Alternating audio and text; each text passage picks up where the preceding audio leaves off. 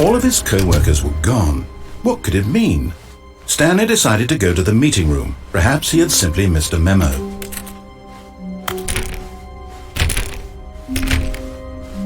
When Stanley came to a set of 2 open doors, he entered the door on his left.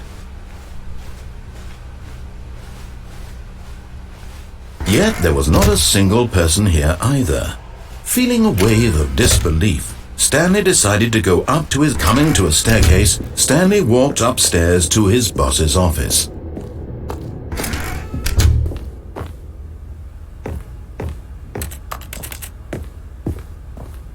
Stepping into his manager's office, Stanley was once again stunned to discover not an indication of any human life. Shocked, unraveled, Stanley was in such a rush to get through the story as quickly as possible, he didn't even have a single minute to just let the narrator talk. That kind of anxiety isn't healthy, so he relaxed for a few moments with some calming New Age music.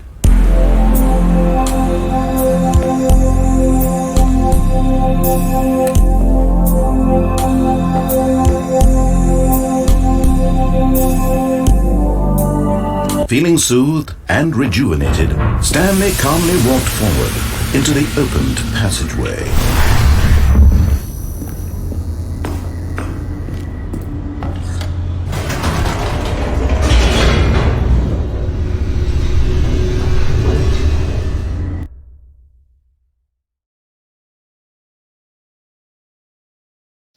Descending deeper into the building, Stanley realized he felt a bit peculiar. It was a stirring of emotion in his chest, as though he felt more free to think for himself, to question the nature of his job. Why did he feel this now, when for years it had never occurred to him? This question would not go unanswered for long. Stanley walked straight ahead through the large door that read Mind Control Facility.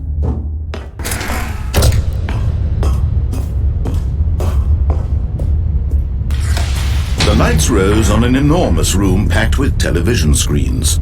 What horrible secret did this place hold? Stanley thought to himself. Did he have the strength to find out? Now the monitors jumped to life, their true nature revealed. Each bore the number of an employee in the building, Stanley's co-workers. The lives of so many individuals reduced to images on a screen, and Stanley, one of them, eternally monitored in this place where freedom, this mind control facility, it was too horrible to believe. It couldn't be true. Had Stanley really been under someone's control all this time? Was this the only reason he was happy with his boring job? That his emotions had been manipulated to accept it blindly? No.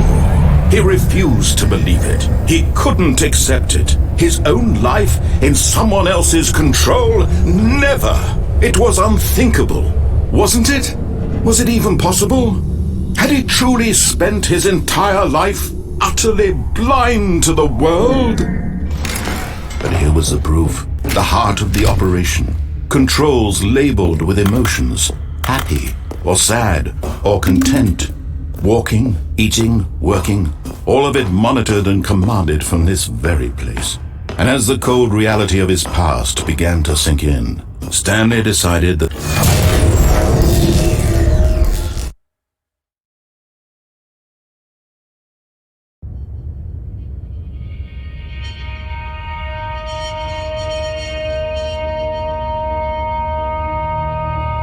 blackness and a rising chill of uncertainty.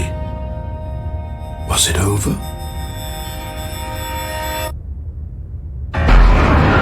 Yes! He had won! He had defeated the machine, unshackled himself from someone else's command. Freedom was mere moments away. And yet, even as the immense door slowly opened, Stanley reflected on how many puzzles still lay unsolved. Where had his co-workers gone? How had he been freed from the machine's grasp? What other mysteries did this strange building hold? But as sunlight streamed into the chamber, he realized none of this mattered to him, for it was not knowledge or even power that he had been seeking, but happiness. Perhaps his goal had not been to understand, but to let go. No longer would anyone tell him where to go, what to do, or how to feel. Whatever life he lives, it will be his. And that was all he needed to know. It was perhaps the only thing worth knowing. Stanley stepped through the open door. Stanley felt the cool breeze upon his skin, the feeling of liberation, the immense possibility of the new path before him. This was exactly the way, right now, that things were meant to happen. And Stanley was happy.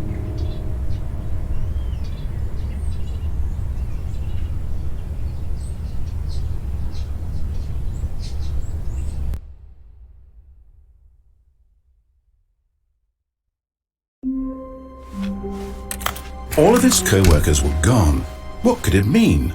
Stanley decided to go to the meeting room. Perhaps he had simply missed a memo.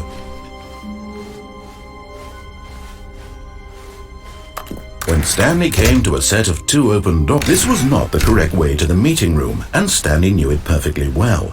Perhaps he wanted to stop by the employee lounge first, just to admire it. Yes, truly a room worth admiring. But eager to get back to business, Stanley took the first open door on his left. Stanley was so bad at following directions, it's incredible he wasn't fired years ago. But in his eagerness to prove that he is in control of the story and no one gets to tell him what to do, Stanley leapt from the platform and plunged to his death. Good job, Stanley. Everyone thinks you are very powerful. All of his co-workers were gone. What could it mean? Stanley decided to go to the meeting room. Perhaps he had simply missed a memo.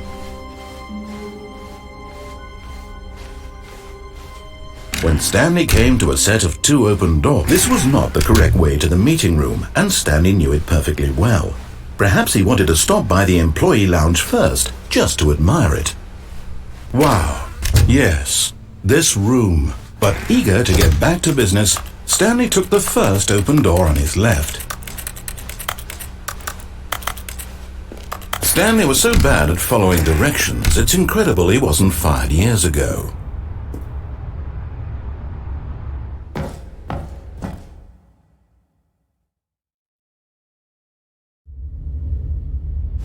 Stanley had now gotten himself so far off the beaten path that it seemed the office had begun.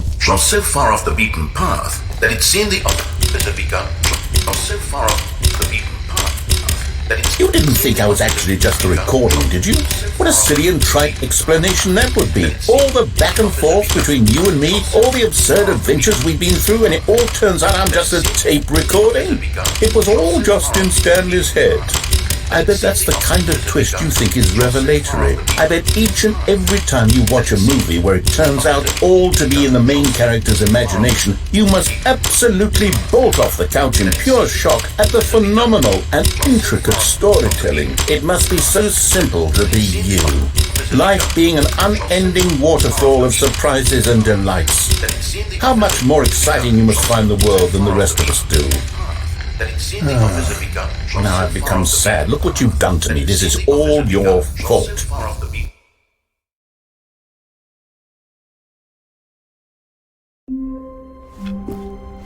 All of his co-workers were gone. What could it mean? Stanley decided to go to the meeting room. Perhaps he had simply missed a memo.